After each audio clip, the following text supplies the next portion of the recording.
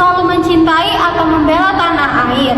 Seorang pejuang sejati, pejuang bangsa yang mempunyai semangat, sikap, dan perilaku cinta tanah air, di mana ia rela mengorbankan segala galanya, termasuk jiwanya, demi kemajuan, kejayaan, dan kemakmuran tanah air. Menurut Suprapto menyatakan bahwa patriotisme adalah semangat tanah air atau sikap seseorang yang rela mengorbankan segala galanya untuk kejayaan dan kemakmuran tanah airnya.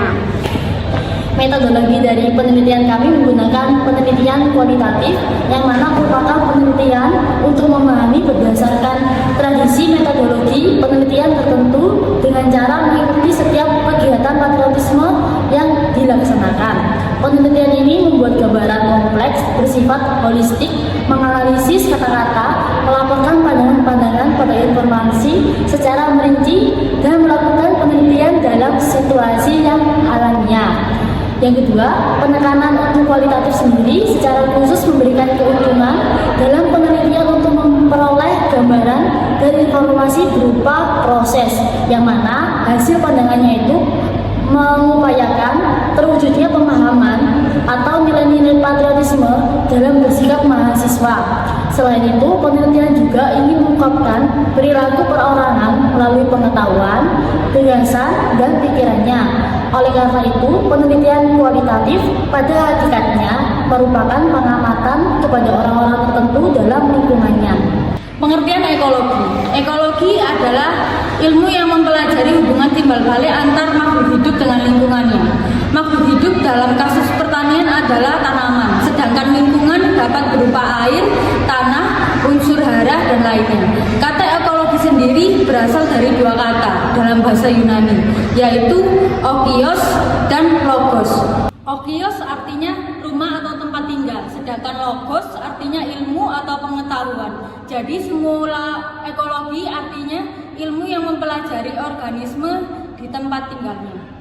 Manfaat ekologi. 1. Kelestarian lingkungan hidup. Ekologi membantu dalam memahami bagaimana ekosistem beroperasi dan bagaimana komponen-komponen lingkungan saling bergantung. Pengetahuan ini penting untuk melindungi dan melestarikan lingkungan hidup agar dapat berfungsi dengan baik dan terhindar dari kerusakan yang dapat mengancam kelangsungan hidup manusia dan makhluk lain. 2. Keseimbangan ekosistem. Ekosistem yang seimbang akan menciptakan lingkungan yang stabil dan produktif. Pengetahuan tentang rantai makanan, interaksi predator mangsa, dan peran organisme dalam rantai makanan membantu menjaga keseimbangan populasi, mencegah ledakan populasi tertentu, dan menghindari kepunahan spesies tertentu yang dapat mengganggu keseimbangan ekosistem. Ruang lingkup ekologi. Setiap ilmu memiliki batas-batas wilayah studi. Perlu dimaklumi bahwa batas wilayah kerja suatu ilmu umumnya bertumpang tindih dengan batas-batas wilayah kerja dari ilmu-ilmu lain. Sehubungan dengan itu, maka sudah selayaknya kalau kita ingin mengetahui juga batas-batas wilayah kerja dari ilmu ekologi. Untuk mempelajari gambaran yang cukup jelas tentang batas-batas wilayah kerja dari ilmu ekologi, dapat kiranya dipergunakan konsep model dari Miller. Konsep tersebut beranggapan bahwa seluruh alam semesta merupakan suatu ekosistem yang tersusun oleh berbagai komponen atau kesatuan. Sedangkan ekosistem sendiri adalah tempat organisme berinteraksi dengan habitatnya. Jika kamu pernah mendengar istilah bioma, kata ini merujuk pada area di permukaan bumi dengan kondisi lingkungan dan organisme yang mirip.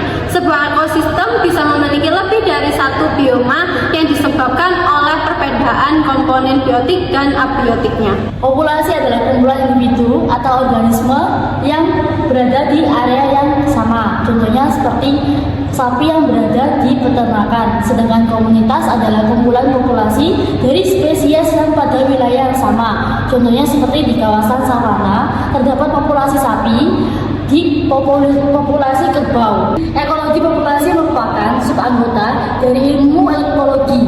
Ekologi sendiri mempelajari mengenai interaksi suatu populasi dengan sekeliling yang terkait habitatnya. Interaksi ini meliputi bagaimana suatu populasi tumbuh, bertahan hidup, bahkan melangsungkan garis keturunannya melintasi reproduksi. Sering terjadi bahwa proses autotrofik dan heterotrofik serta organisme yang bertanggung jawab atas berbagai proses tersebut terpisah secara tidak sempurna, baik menurut ruang maupun waktu. Sebagai contoh dapat disebutkan bahwa di hutan proses autotrofik yaitu fotosintesis lebih banyak terjadi di bagian kanopi, Sedangkan proses heterotrofik lebih banyak terjadi di permukaan lantai hutan. Hal ini terpisah berdasar ruang. Kesimpulan dari bab ini adalah setiap ekosistem di dunia ini mempunyai struktur umum yang sama, yaitu interaksi antara komponen-komponen. Jadi, baik itu ekosistem alami atau daratan, perairan, maupun ekosistem buatan, pertanian, perkebunan, semuanya mempunyai kesamaan. Sekian dari kelompok kami. Wassalam.